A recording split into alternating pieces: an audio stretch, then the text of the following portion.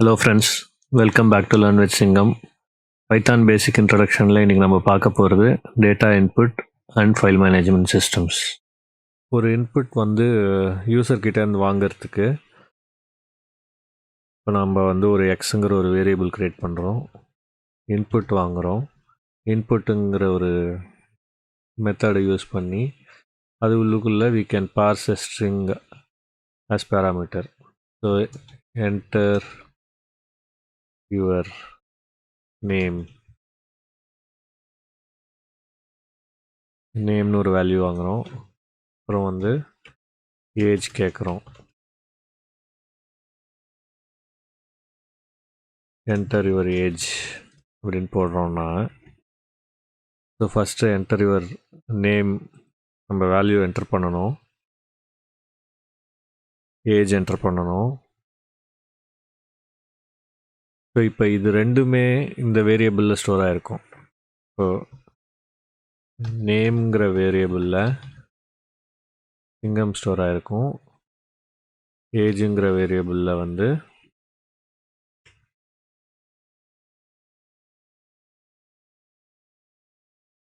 $32 store ஆகிருக்கும்.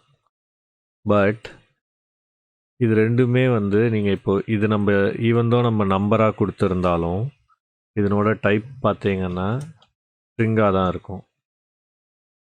So நம்ம வந்து டைப் கேஸ்ட் பண்ணணும். டைப் கேஸ்ட்டுங்கிறது என்னென்னா ஒரு டைப்லேருந்து இன்னொரு டைப் சேஞ்ச் பண்ண போகிறோம். ஸோ இப்போ வந்து நான் ஏஜை வந்து இன்டிஜராக மாற்ற போகிறோம்.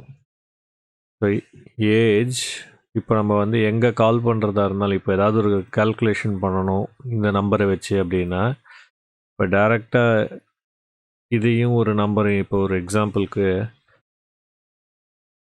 எக்ஸுங்கிறது 1ன்னு கொடுத்துருக்கேன். இப்போ வந்து எனக்கு வந்து எக்ஸையும் ஏஜையும் ஆட் பண்ணணும்னு வச்சுக்கோங்க. ஸோ எரர் வரும். சாரி,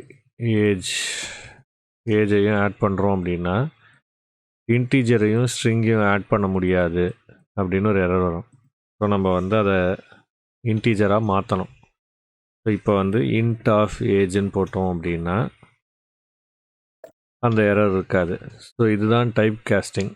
ஸோ எனி இன்புட், நீங்கள் எந்த இன்புட் யூசர்கிட்டேருந்து வாங்கினீங்கன்னாலும் அது வந்து ஸ்ட்ரிங்காக தான் இருக்கும்.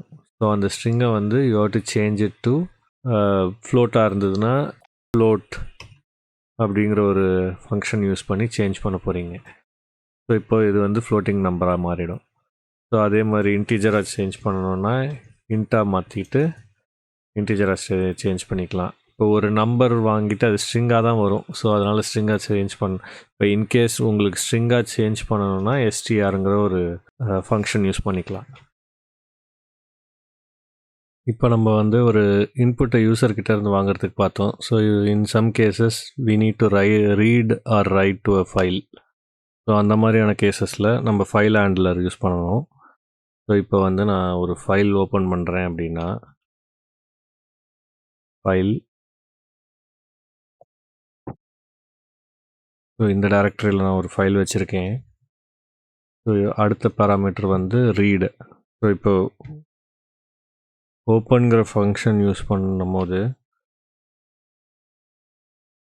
3 பேராமீட்டர் கொடுக்கலாம். ஸோ அதில் வந்து ஃபஸ்ட் பேராமீட்டர் ஃபைல் பாத்து, அடுத்தது வந்து எதுக்காக அந்த ஃபைலை ஓப்பன் பண்ணுறோம் அப்படிங்கிறது, ரீட் பண்ணலாம், ரைட் பண்ணலாம். அப்புறம் ரைட் ப்ளஸ் ரீட் பண்ணலாம், ரைட் ஆஸ் பைனரியாக பண்ணலாம். இதெல்லாம் ஆப்ஷன்ஸ் இருக்குது. ஸோ இது வந்து ஆக்சஸ் பண்ணுறதுக்கு. அடுத்தது பஃபருங்கிறது நம்ம அப்புறமா பார்க்கலாம். ஸோ ரைட் பண்ணும்போது தான் மோஸ்ட்டாக பஃபர் யூஸ் ஆகும்.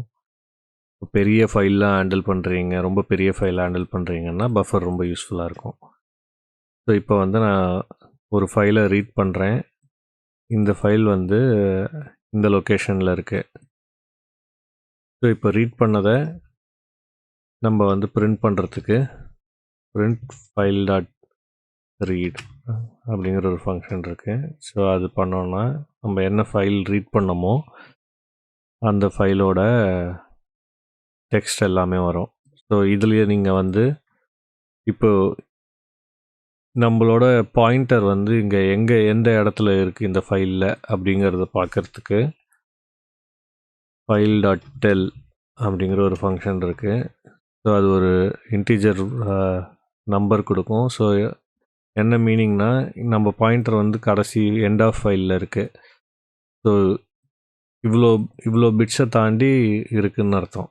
ஸோ நம்ம இப்போ வந்து ஃபைலை வந்து எங்கே வேணாலும் மூவ் பண்ணிக்கலாம் இந்த பாயிண்டரை. ஸோ அதுக்கு வந்து file.seek அப்படிங்கிற ஒரு இது இருக்குது, which will take an integer. So இப்போ நான் ஒரு 15 கொடுக்குறேன் அப்படின்னா அந்த ஃபைல் கர்சர் வந்து 50க்கு போயிடும்.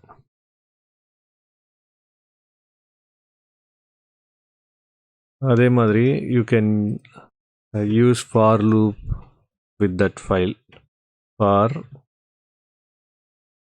lines in file print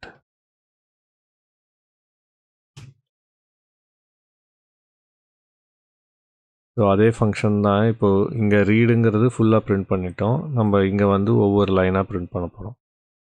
so இதுக்கப்புறம் நீங்கள் மேனிப்புலேட் பண்ணிக்கலாம் ஏதாவது வேணும் அப்படின்னா.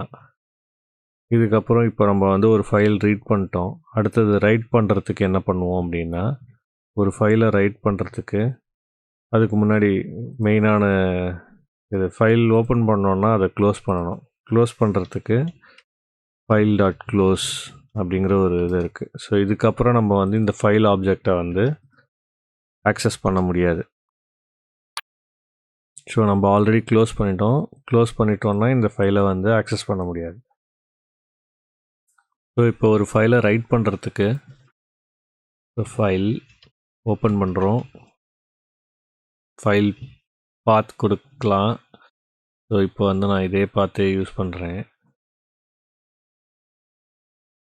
ஃபைல் பாத் கொடுக்கலாம். பாத் கூட test.txtனு ஒரு ஃபைல் ஓப்பன் பண்ணுறோம் for writing and reading. So இப்போ வந்து இதில் ஃபைலில் ரைட் பண்ணுறதுக்கு ரைட் அப்படின்னு ஒரு ஃபங்க்ஷன் இருக்குது. இங்கே வந்து இதில்